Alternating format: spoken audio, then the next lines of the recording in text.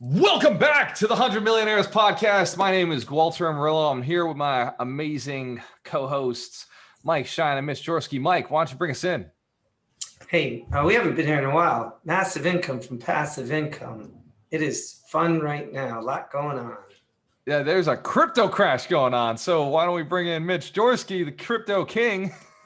This is why you organize and collect. Crypto goes down, crypto goes up, but my passive yield farming income remains eternal. That's right. We're still earning passively, massive passive income because we organized and collected. We're still collecting. So what's going on with crypto right now? I know I got a text from Mike this morning, or maybe was I the one who shot the first text out? Definitely wasn't me. I thought it was you, actually, Walter. All right. So I looked at my accounts, my CoinGecko, and I was like, oh my God, this is what we've been waiting for. Crypto is down. All the crypto is down. Bitcoin down. Ethereum down. Binance down. XRP. You name it, it's down. Doge down. Everything. And so we were talking all this weekend. We were all at Mission of Millions, and the big number that I had said I would get in on Doge was 30,000 when it got to 30 cents. Doge got to 27 cents. So I am working on getting some capital in to buy. Still not buying it. Well, you think about it. The other one was 35,000 on Bitcoin, and Bitcoin's hovering at 35,000 right now. It got down to 30. Mitch, did you buy that? I'm sorry, I'm multitasking. Which one? Bitcoin. Technically, yeah, I bought some. I would have loved to load into it when I saw it at 31, but none of the exchanges were working. So I backdoored my way in with money in one of the stable coin yield farming pools, since that's essential USDT. So I unstaked a piece of it, and then I used that to buy Bitcoin. So technically, I was risk on because I took out of stable pools and bought Bitcoin. So I increased my risk by buying more Bitcoin, but that gave me the opportunity to do so because I couldn't onboard any fresh capital because Coinbase wasn't working and whatnot. And I did all that on Cub DeFi. So hashtag Cub DeFi for the win. When nothing else was working, I was able to find a way to still buy Bitcoin. Yeah, that's all that's been working for me this morning as well. Coinbase is down, but Cub Finance has been working perfectly fine. So I've been making some shifts. I was taking my BUSD, which I was just holding in reserve in the pool, and I just switched over to Binance token. So I was just telling Mitch and you, I would normally what I shifted over would have bought me 4 tokens, but this morning it bought me an additional 3, bought me 7 because Binance is down like 55%, something ridiculous. I haven't even looked at it. Yeah, it's like just scrambling to look at things, and yeah, Binance is down, we'll say 50%. So I basically was able to buy double the token that I normally would have. Yeah, Awesome. Which is awesome because that's like in a couple of months when that goes back to where it belongs, that's token that I got for free. In fact, you know what? I don't know why I close it. I'm gonna go back on Facebook. I was just closing things. Seemed like my computer was going super slow, but I need to share out this Facebook Live as well. Yeah, man, share it out. And if you're listening right now, share this podcast because we're going to go deep into crypto today. Normally we talk about real estate, and by the way, I will full disclosure. Yeah, crypto, real estate, and Tesla. Do we really ever talk about real estate anymore? I do my best to bring it back every so often. Yeah. So 98% of my net worth is held in real estate. So during a crypto crash, I'm floating on a cloud. I'm at the beach. Nothing's hurting. But the less than 1% that I have in crypto has dropped in half. So like that 0.5% of my net worth that's in crypto is now 0.25% of my net worth. In fact, that's not what I want to do. And I'm back. You're back. We got to get this right. I mean, I could go there. I could go this, right? That background, but I'm feeling like this is the background because that was the savior today, Cub. If it wasn't for Cub DeFi, I would not have been able to buy any Bitcoin because Coinbase failed. Finance failed. Cub DeFi. I guess from my Forever. perspective, it's not less 1% or whatever yours was called. So I have like the barbell, and but I'm okay because there's no margin on this stuff, and I'm not going anywhere. I was saying to Brenda, I said, Brenda, we're not going to the mall today and spending money with Bitcoin. So who the hell cares? I mean, you know, we were talking about getting margin on these coins. That would have been interesting, but luckily we didn't figure it out yet. So yeah. Well, that's kind of the topic for today is, should people invest? Should they not? And why would they invest in crypto if they wanted to? I think that what we have with Cub DeFi, then it makes a lot of sense. Like right now with Cub down to $1, it's absolutely ridiculously on sale. So it's a great time to buy it. But if you're holding it, this is just the time to hold, right? Like we've paper lost. Like I've held real estate when real estate was down, but I didn't care because I was making cash flow. Exactly. That's the same thing that's happening right now. The greatest thing about today is I'm still stacking Cubs and I'm still stacking banana. Even though banana went down, I just harvested $1,000 this morning. So that was from 10 o'clock last night to this morning, $1,000. Now my whole portfolio is down, but I know that it's coming back up at some point. Just keep harvesting, stacking Cubs, and Cub is just so, I don't know. I love that. I love it because it's underdeveloped, right? Like I know the roadmap, and Mitch is deep with Cal and the developers, or at least the crypto inner circle. So there's the round table. That's what you guys call it. So like I know what they're doing to get the coin to be a utility token, to get it to the point where people need it, where they want it. Not financial advice. Thank you, Mike. We have different, everybody has a different money situation. So Walter says he loves Cub. I love stacking Cubs, but we're not telling you. Yeah, and to be very clear, if you don't have money, then you don't belong investing in anything. You belong investing in yourself first. Invest in yourself. I had this conversation with my brother last night. I said, invest in yourself so that you understand how to build a business or increase income. So the first investment is not knowledge on investment, it's knowledge on increasing income. And then once you've got the knowledge on how to increase income, then apply knowledge, go and increase your income, build a business, get it to be passive, and then the profit from that business then buy more knowledge to learn how to invest. This way, you now can increase income, save, and invest. But you need the knowledge on how to do each one of those steps. But if you get investment knowledge, and Mitch, you've probably seen this, broke people come to us for investment knowledge, and it's like, dude, like you can't invest without money, right? Like what are you gonna do? You need money to invest. It helps. So it's like save it up, and that's a big thing too. I mean, you look at, like success stories in terms of that, there's people that first 3 years, like just straight grinding because they had no money, and like, waiting and working for the compounding effect to impact, and it's like, I once met a woman that learned how to trade options. She was dead ass broke. She put like, I think 150 or $200 into an account and like, traded or like that, like swing trade options or whatever. So, one position every month or two, and like built that 150, $200 up till, a few thousand. And then when she had a few thousand, she was able to take on, positions where she can make more money, because with options, you got that leverage, and built it up and built it up and built it up. And, got to the point where I forget how much it was worth, but she was trading options for a living. She started with like 150, $200, but it was a long, slow road. And especially, that first 1-2 years, like who has the discipline? Like literally, like you got, like, you're making, what I think, like, I forget what it was. I think she made like $25 on her first trade or something like that, which percentage wise is huge on that account, right? Who has the discipline and patience to do that? Barely anybody, you know what I mean? And just kept grinding. And that first year, like, how do you stay focused and disciplined? Like the trades almost don't even feel like they're worth doing. Yeah. And, just this, this is going back 20 something years ago when I was learning how to trade options. I met her, at an event, and it was impressive. I don't know if I would have the what's the word I'm looking for, the stick-to-itiveness to grind like that, especially think about today's day and age. Like everyone's if you're not a millionaire in a month trading crypto, then what the F?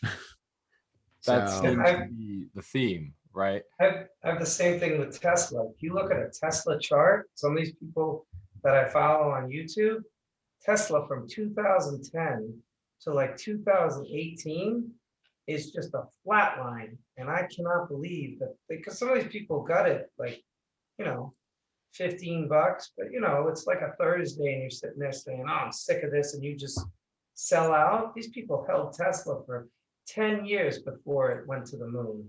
I mean, 10 years, I would, you know, sometimes you get impatient after 1 year, 10 years. Look at a chart sometime, look at a Tesla chart from 2010. And some of these people that have been in it at a like a split of like $12 had to just hold. It's just amazing. I just spam the hell out of Discord with the Facebook Live link. Nice. I'm like, come on, we're talking crypto. Me and my normies. That's That's awesome. And that's the main part to all of this, is that you have to learn the skills, then you have to hold. Like you have to just buy and hold. It's not about flipping or selling. And like day trading your way up is a job. Like using options to get your way up is a job. What up, our 9 viewer? We 10. We're crushing it. Everyone's watching. Yes. So let me throw some controversy out then. Since Hold on, before you do that, to the 10 people listening live and to everyone else that listens to the recording, not financial advice. Everyone has their own investment perspectives and everyone's in their own situation and whatnot. Anything on this is strictly opinion and informational purposes only. So when Mike Shine says YOLO and puts like 10 grand into Doge, please don't do that. Yeah. That is good advice. Although, I got a text from Patrick this morning. Patrick was buying at 23 cents. I got a text from my brother this morning. He bought Doge at 27 cents. And the irony is, last night I told him, I was like, Josh, if Doge goes under 30, you have my permission to buy. But because he bought Doge at 72 cents. Oh, And my call last night was, do not sell it. Do not sell it. Dude, yeah, that was my response. I was like, dude, what'd you do? Hashtag Call fire. me Here's before the you make thing. decisions. Here's the thing. If he buys it at 23, then he at least dollar cost averages down. He'll bring his price, you know, depending on how much he buys. If it's an even amount, he brings himself down into, you know, like let's say about 50 cents. So now he has a chance of maybe being in the green someday. Not going to give my opinion on that, but good luck, buddy. Yeah.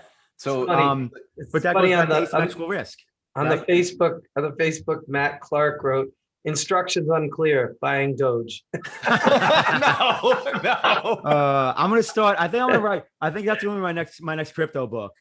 Don't buy Doge. Awesome. So Melanie and Steve are on Facebook. So Steve, we're gonna get some good feedback from what us up, right Steve and Mal? Melody. But yeah, so I mean, here's the thing. Like, you know, it goes back to whole asymmetrical risk. Like Mike bought Doge, whatever it was, a month ago, 2 months ago, but he got in on, 6 cents, baby. 6 cents. Oh, see, yeah, I was gonna say he got in on the 20, he got on the 10, right?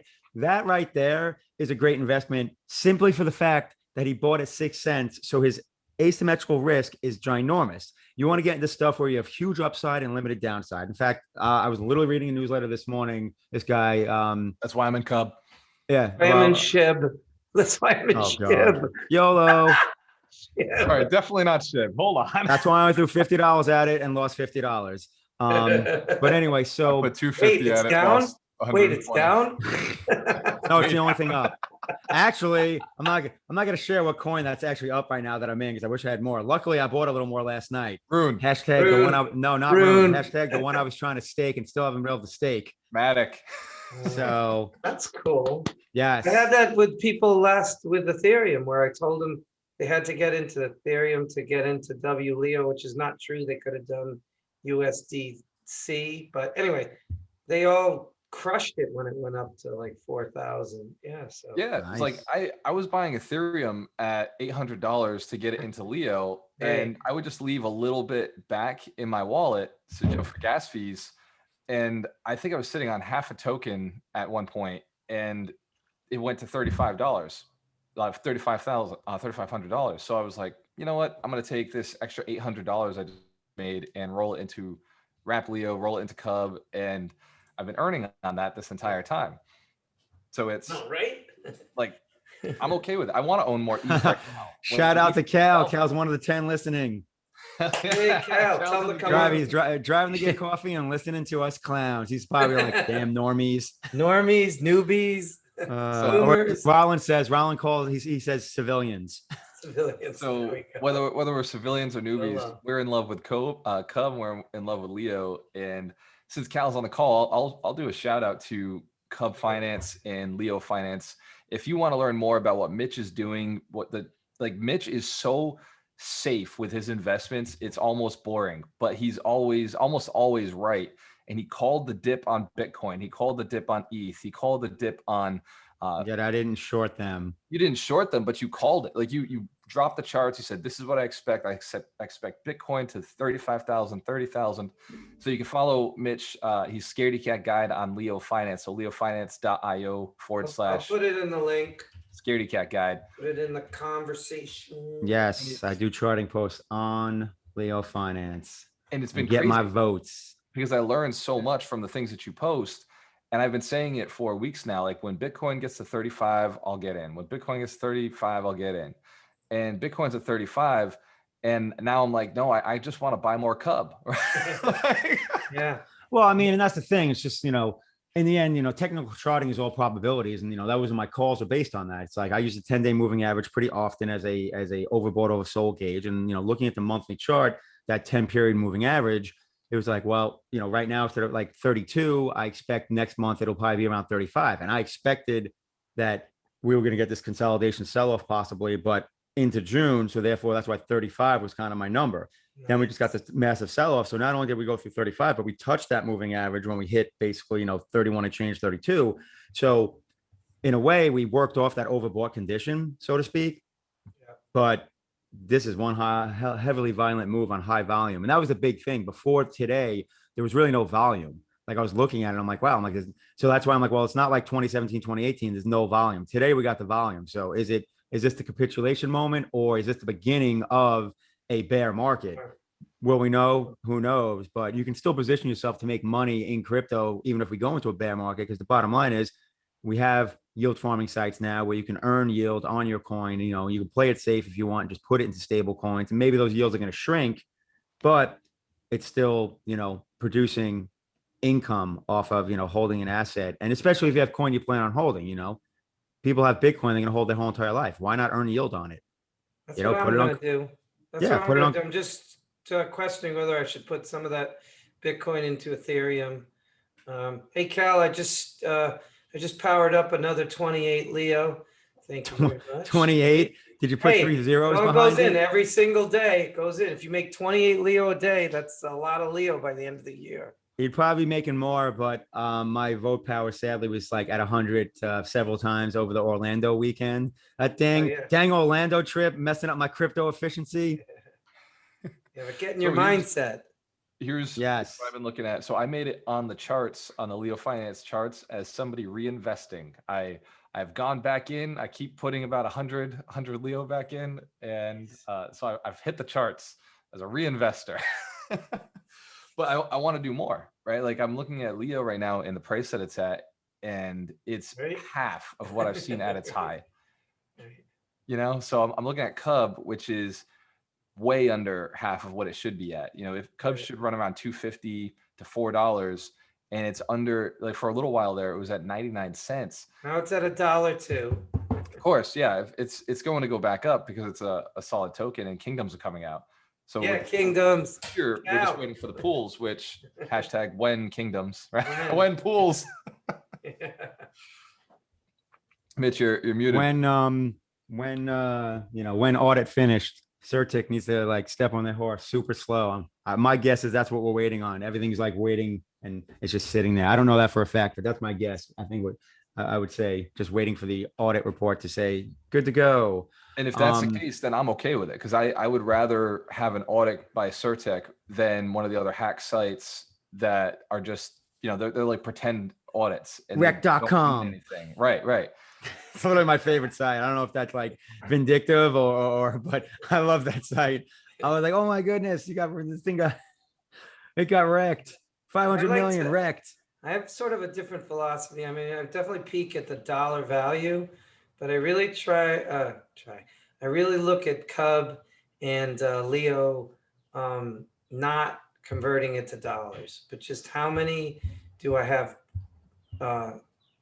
stacked up? Because if I got to 100,000 cub and say 25,000 bananas, that would be amazing. Bananas. Bananas. I know it's That- crazy.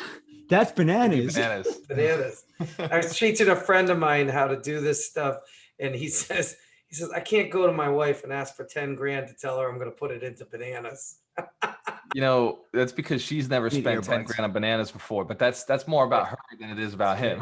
But here's the cool thing that, you know, I really like about this whole DeFi platform is the entire time that the market's down, we're still earning, right? Like, we're still earning a solid APR on this coin. And it's not, you know, 10% or 12% like we get in other assets, which, by the way, they're not getting in the stock market. They are not getting 10 and 12% right now. Right. Even my favorite like stocks that yield dividend, like my REITs, are getting 4 and 5%. So when I look at, you know, a 10, 12, and I look at what we're earning, which is 300, or well, right now it's like 250, 250%. Like, we don't even look at the annual APR anymore. We're looking at daily APRs. It's crazy. And we're earning, you know, hundreds of dollars a day from having small amounts staked. Right. And I don't know about small amounts, but we're whining when we're putting like cub in or in its own den, and it's only 94.17%. I mean, insane. The reality is, Galter, like all three of us probably have more on that platform than, like, I don't know, 75% of the country's net worth. Yes, Three Musketeers rocking it in the cub. Like, they're not, like, you know, it's like anything else. It's scale. I mean, you know, those returns are there, but when you talk about dollar value, I mean, it scales up as you put more in. It's like, it's a big difference between throwing a couple thousand into something and having like 6 figures in something in terms of what you're going to earn. You're earning the same return. It's just a different dollar value. So, and that's why I always tell people, you got to focus on the percentage return. Same thing with trading stocks. Exactly. Everyone gets stuck on, like, and I still do it. Like, you'll jump into something. It's like, you know, let's say I'm trading a crypto or even a stock, and you buy 100 shares, right? And it moves, you know, 1.5 points, which is a huge move for that stock. But it's like, oh, I'm only up $150, right? But if you look at that, the daily range, average range for that stock, like, it's $1. So it's like, it's already done more than it normally will. So it's like, well, I should take this. Like, this trade makes, like, but you're like, $150. But if you had 10 times the size, like $1,500, I just crushed it, I'm out, blah, blah, blah. So it's so messed up. That's why you gotta, like, percentage return is like probably better to look at. We don't do it, but it's better. I've known this for decades, and I still, don't do it well. But there was a couple points I wanted to circle back on. So, and actually 2 of which I already forgot. But we were talking about the asymmetrical risk thing, and I wanted to close out that conversation because, like something like Doge, right, which technically has no utility, isn't used for anything. It's a freaking meme coin, right? It's like, well, if you want to gamble on it, that's fine, but like, do it smart. Yeah, you do it smart. Do it with asymmetrical risk, and and I was, like I said, I was reading a newsletter this morning. The guy was talking about that more, and he's looking for opportunities where the downside is limited and the upside is 5x, 10x. And when Doge was at 6 cents, that scenario exists. When it was at 72 cents, that scenario no longer existed. And I'll tell you why. Because everyone was talking about, oh, Doge $1, Doge $1. So that was the tour, in the vortex, as Mike would say, that was what was out there, was that dollar. It's like, that's, so if it got to $1, that's probably where it's going to top out most likely, right? Yeah. So if you're buying at 72 cents, you have the opposite. You have the opposite of asymmetrical risk. Now you're risking a lot to make, so they call it picking up nickels. And what is it? Grabbing nickels in front of a freight train or what? Like, you're picking up nickels off the train track as the train's coming. Like, that's what that's basically called, as opposed to the opposite. You know what I mean? So that's an easy way to look at it. And especially with stuff that's speculative, especially with stuff that's not earning you any kind of like yield or income, So and that's the point, right? Like, that's the point. Like, if, by the way, Cal, if you're listening, Doge BNB pool, I'd be in. Ooh, Doge Cub pool, right? Like, I would be in on that, right? That'd be awesome. I would do that. I would do that too. That'd be fun. Oh, you guys would be all over it. So, yeah. I mean, honestly, probably wouldn't be the worst idea to have, a Doge Ape Swap's got it. Ape's got the Doge BNB pool. So if they could do it, Cal could do it. I'm just saying. Right. That's awesome. So I'll just take my liquidity token and shift it right back over to Cub. So suggestions. But Mitch, your point is that like I hold Doge because I can earn on Doge the way we're doing it, right? In the DeFi platforms. And it's the same with Ethereum, Bitcoin. Like we earn an APR, right? Like what's the Bitcoin APR right now in Cub? It's somewhere around. it's low. It's like, well, because it's a den, it's like 20%, I think. It might be lower now with everything dropping. Right, but you put it against BNB, you're at 59%. Oh yeah. If you play it against BNB, yeah, it's a whole nother story. Because BNB is another great token. Like that token is going to go to 1,000. Yeah, and I have that farm. I have BTC BNB. Of course you do. 59.26%. There you go. There was a time when the den was that much, but again, that's part of just the overall yield discovery in the industry that I keep talking about. And I have full belief in, and I'm going to stick with it, especially today when I have the emotion of being right about a pullback and not following my convictions and listening to everybody else. But I will say, I got to disagree about Doge. I mean, I know it was a meme coin. Meme coin. There's too much that Elon Musk is doing with it and playing with it to get it.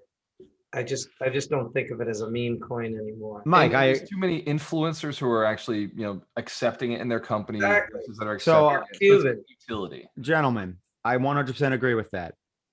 I 100% agree with that. But we're talking about future and possibility. The reality of this very moment.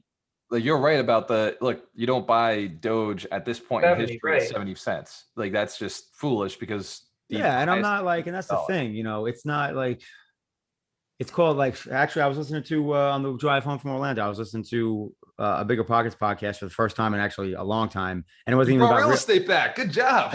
Ironically, it wasn't about real estate. It wasn't about real estate. So glad I got that for you. Me too. That's I epic. already used it twice. Take cash, borrow cash, put it in a real estate. This is perfect. So I was listening to it as I listened to Brenda's little, and I surrendered to what is and let go, like me not being short Bitcoin when I thought it was going to go down. But anyway, how cool is my wife? How cool is she's like the awesomest. So this guy wrote a best-selling book called like Rethink or something like that. And it was all about rethinking. And it was talking about how, you get in something or you do something and then like, your principles and your beliefs don't really change, but like your execution or the path you take changes because you rethink it. Like something you always believed was correct might not be the truth anymore or whatever it is. And that's deep. That's really good. Go on. Well, I mean, so the point is like, with Doge, like, to use an example, like I'm not a fan of it as an investment because it's like, it has no utility. It's not used for anything. It's just a meme coin. We know the power of influence is huge. I had the conversation. Somebody's paying Elon SpaceX to send a rocket up with Doge. Well, exactly. Well, and this is and if Mike would let me get to my point. Sorry. Holy shit. my fellow I. We'll give you a few seconds. You're gonna have to talk fast. Need Ron to put a timer on, see what everybody's talking. But anyway, that's the point. So that example Mike gave, is steps in that direction of the overall theme of Doge changing, where it's going from a meme coin that isn't used for anything to now it's actually something that might have a use case. And, if that's because of one huge influencer, then that's great, right? So it's not like I don't recognize that, but I still see what is now. And to me, it's like, I'm going to treat it as something that is more, I don't want to say a lotto ticket, but just something that's more of a gamble, more of a look for that asymmetrical risk, as opposed to something like Bitcoin that I'm just buying the dip, because in my opinion, at least my conviction, it is digital gold. It's going to become digital gold. It's going to be the equivalent of what physical gold is to the US dollar, Don't forget Mark Cuban. Yeah, Cuban. Yeah, they've been accepting Doge for like years. Doge. Right. Yeah, he's been doing that for years, actually. And here's the thing with Doge. It's volatile, right? So like if you're a day trader and you want to make some money, Doge is a great coin to, trade if you know what you're doing. But if you're a noob, or if you're a newbie to crypto and investing in general, you don't belong trading anything. You haven't earned the right. You haven't earned the. Listen, the bottom line is for every, like I'm trying to think of a better example than Tesla, but I'm thinking about just the way the stock was and all that. Like you buy these new companies, these new tech, and it's all about potential, potential, potential, potential. But we know the reality is 1 out of every 10 of those potential companies are successful. Right. So that's just the point. Right now, Doge is still in that category for me, and it's going to remain in that category. Could it turn into something huge? Absolutely. If guys like Elon and Mark Cuban, We'll talk and like about it on my Doge yacht. exactly on Mike's Doge yacht. My It's Doge yacht. literally gonna have a Shiba dog as this like the sculpture on the front of the bow, and Mike's gonna make me sit right behind it to shut like in your face. No, I would never do that. I would probably send some to your wallet is more likely. Yes. Doge is at 44 billion market cap. It's really hard to look And here's say, it's going nowhere. I don't want to say Doge caused the top of the market, but I said if Doge caused the top of the market, I'm gonna be pissed. And you know what? When it became the number 3 market cap coin, I was like, this ain't good. And everyone's like, it's gonna go higher. I'm like, it can't go higher because Doge is not gonna surpass Bitcoin as number 1. I thought you wanted it to pull back. I thought you wanted to pull back. So no. not the whole market. You didn't want it to pull I did not want I did not want Doge to pull back, because if Doge pulled back, it would be bad for the market. That was my opinion. I wanted Doge to make everyone happy. I'm like, make everyone happy, please. Sorry. I thought the two of you were Keep the euphoria going. Yes. I thought the two of you were waiting for an opportunity to jump in on Ethereum or whatever at a low. Listen, my problem. I'm always looking for an opportunity. I love a market crash, or correction. Is this is more a healthy correction. Rug pull. Well, you really don't know. You don't know the answer to that until 6 months from now. Yeah. Right. Is this a crash or is it just a pullback? We don't know. For me, it's an opportunity to buy Ethereum. It's just an opportunity to buy. And that's the point. Like right now, like, am I buying Doge? I'm not. Why? Because I have 5 more coins that I'm in love with. Like I'm buying Rune, I'm buying Matic, I'm buying Bitcoin. You know what I mean? Study on Rune. Why would I? Why? Talking about Rune. Why would I not? The thing is awesome. I don't know anything about it. So I got in at like $1.83. I loaded up at 3. Like an idiot, I sold at 9, and it was at 20 before last night's crash. And my biggest regret this morning is that I wasn't in a position, I didn't have capital where I could get it on the right place to buy Rune at 12, and it's already back at like 16. I'm like, son of a bitch.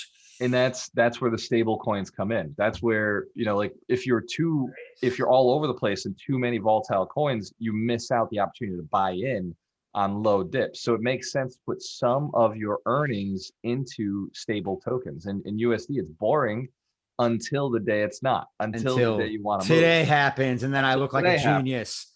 No, but that's the point too. Like, and I said it earlier, and I'm gonna shout out Cub DeFi again, because in the end, if it wasn't for me having money in the stable coin pools, I wouldn't have been able to buy anything. And since none of the exchanges were working, like I said, I unstaked some of my stable pool, and then I used that money to buy Bitcoin on Cub DeFi. So like Cub DeFi worked because the Binance Spot chain was at least operating, and the Cub DeFi UI didn't have any problems. So I was able to actually make some moves and buy a little of Bitcoin at like 34 because of that. Otherwise, I just would have been sitting there watching it on my screen, like basically watching the show and be like, sweet, I'd like to get off the bench and get in the game, but apparently I didn't bring my basketball sneakers. And that's where a lot of people were today. Right? Yes. A lot of people are just sitting there saying, I can't get in. Did you see when we first started talking about this, Bitcoin was at 18,000 and Walter said he was waiting for it to drop to 12. I remember that. 12, I'd buy back in. Stuff we're talking a foundation at 30. I mean, we're talking February. This was not years ago. This was months ago. So you got a little bit of perspective, Yeah, it's 100% because I bought Bitcoin at 6,000, right? Yeah. I bought 2 at 6,000. Right. And then when it got to 10, I was like, dude, I'm a genius. I made my money and I sold 2 Bitcoin instead of 1. Right. Like I wasn't looking at the fundamentals, which, I spent a lot more time with you guys over these last few months. And now I know what I did wrong. Yeah. Like the concept is, 30 could be the new floor. Yeah. And Mitch has been calling that for months. He's been saying, if it gets to 30, like, it'll probably won't pass 30, but if it get there, that's a good time to buy. Yeah. And I just, my regret is I wasn't in a crypto liquidity, right? Like I have a house that's selling, I'm gonna have $200,000 extra cash, which still doesn't get me to my 1% of crypto goal, right? I'd like to hit 1% of my net worth in crypto. And actually, no, that'll hit, if I put everything in, that would get me there, but I'm not, because I've got other investments that I want to move into. So it's, when we look at all of this, when we look at the most dangerous, volatile move you can make, it is selling. Like, just don't sell, right? Like everything, don't sell. Like Cub, I want a ton of, because I know Cub is going to, well, okay, no. Wait, hold on. There are exceptions. I'm going to sell a sinking ship. Like, I'm not, don't hold Enron. No, right. Yeah. So there's some things you don't hold, but that's the point, is you've got to fundamentally understand the token, or you got to fundamentally understand the business. And if you are in a business that you don't love, like me and Mike got into a coin the other day, it was a XBX. I don't even want to know what it's called. Is it called swap. VB swap? VB swap, right? Vegan smoked celery swap. So I was earning great on it, but then I found out that vegans. they had a hack on their system. So I was like, you know what? I don't want to be a part of a token that's had a hack. I'm out. So I shifted over to tokens that I'm more in love with. And that was a good move. The same with the BXBTC. We didn't even lose our money. That's like the craziest. We lost nothing. They took it off and they said it was inactive. And then I went in the inactive pools and there's my money just sitting there, not earning any API. Oh, well, inactive pool. I mean, that's just taking a pool. If they just make a pool inactive, then it's just not operating anymore, but everything sits there. You're just not earning on it. I just thought there was a rug pull and it all went to zero. So that's no, it sounds like they're just, I mean, we've on Cub, we, made a bunch of farms and dens inactive and, created other ones. I mean, you can see, you can hit the little inactive tab. So yeah, if they just made it inactive, then that's not anything, bad. If, they got hacked or something, that's a whole nother story.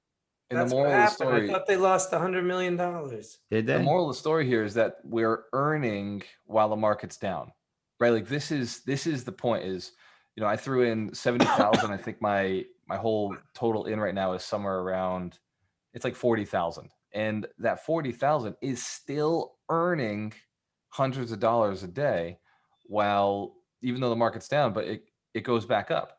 But go ahead, Mitch. I'm sorry, I just can't help myself. All I can think of, Mike, when he said the 40, I thought it was the scene from Wolf of Wall Street. I'm just like, those are rookie numbers. You got to pump those up.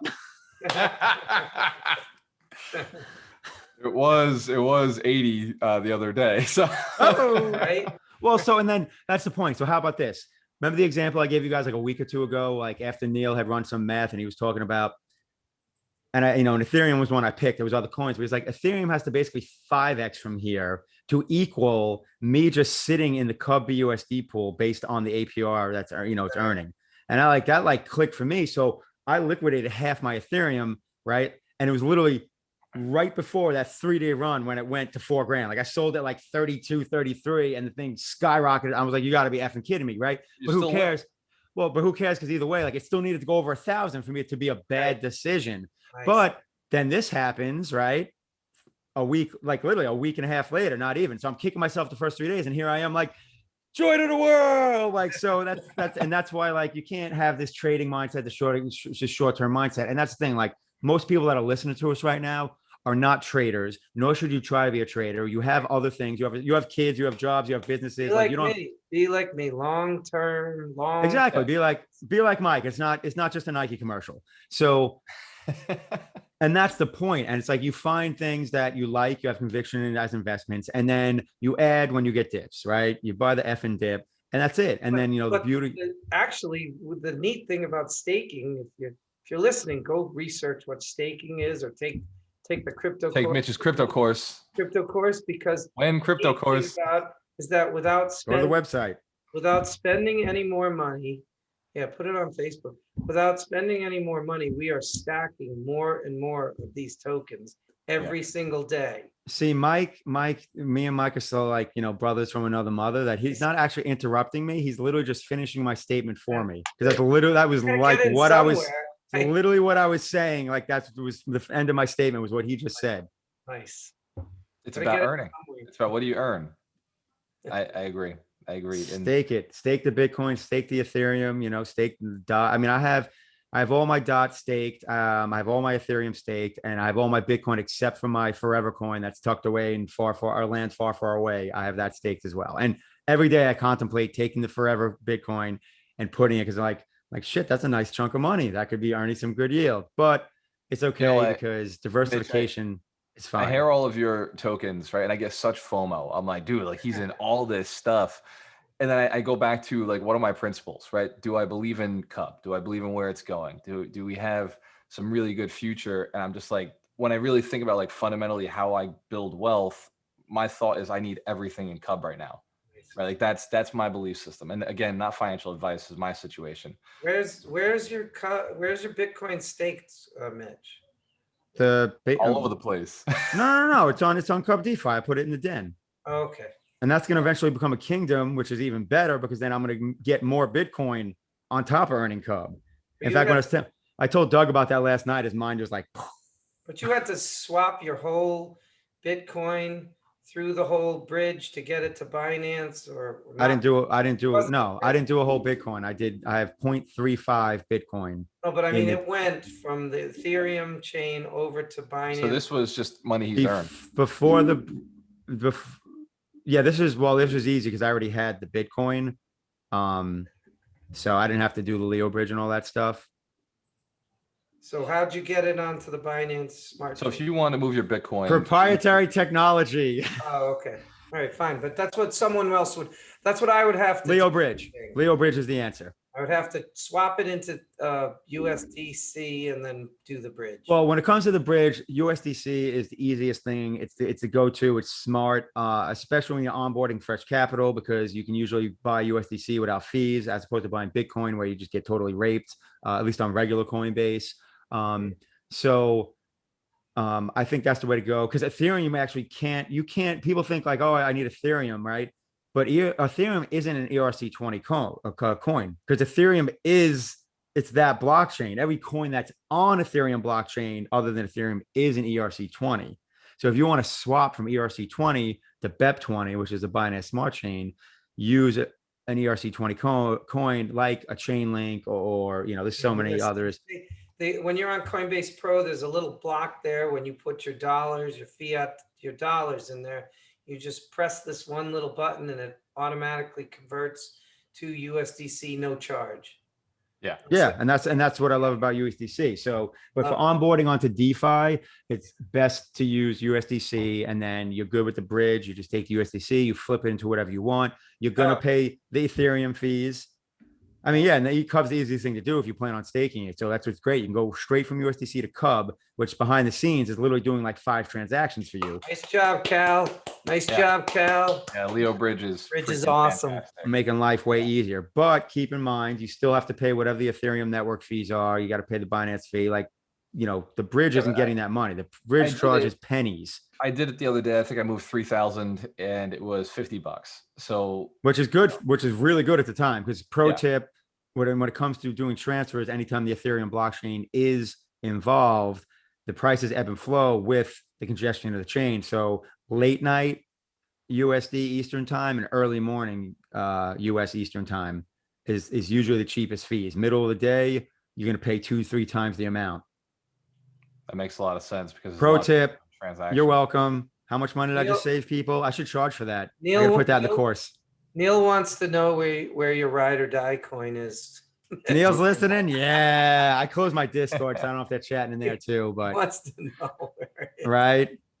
Neil's gonna find out. That's right. Voting accident. Neil's gonna know, because eventually, not only is he gonna be like doing the accounting for all my stuff. I mean, who knows? Everything will just be like, what do we got to do with umbrella? I'm gonna have the umbrella of Neil's entities. Tax Sherpa. The Tax Sherpa, Neil McSpadden. That's right. Drop the link in the Facebook comments, Neil. Tax Sherpa. If you need a badass accountant that's nasty with crypto. Yeah, there you go. When we all have all this crypto money, to figure out how to not get taxed our faces off. Trust me, he's trying hard to figure it out, because he's in the same boat with the rest of us. Dude, I gotta go because it is 11:27. Yes, you have a law firm. You gotta close real estate deals and stuff. Awesome. People are buying, people are selling, and it is awesome. Beautiful thing. Real estate, the #1 wealth creator still. Crypto has not surpassed it yet, but maybe 10 years from now. We're still No, buying. I'm still holding out strong on real estate. I All in real estate my whole life. Yeah, And me I'm too. getting more. we've got $10 million in real estate. We're going to keep growing it, but the goal is to, as we earn on other businesses, take some of that, put it into crypto. And if I were to pick one that I feel really, really good about, it is Cub. Like that is my, I'm about it because there's very, very few influencers out there messing it up, and it's just stack it up. Right. So yeah, and there's a big future for it. It's got utility. Like I use Cub to earn things, and I know what's coming where, Cal's got utility token, utility all over the place where it's like, you need Cub for this, you need Cub for that. So in the bridge is another utility, right? Burns Cub. So there's a lot of future on it, but will it ever be a major token? We don't know because it's not its own blockchain, right? So luckily I don't care because as long as I'm still earning crazy APR, doesn't matter. That's the point. Like all I want to do is earn money with my money. I'm on my coin money. Doesn't even need to go up. Cub could stay at $1 for the rest of my life and I'd be ecstatic. 100%. If it goes to 10, then I buy a yacht. Right.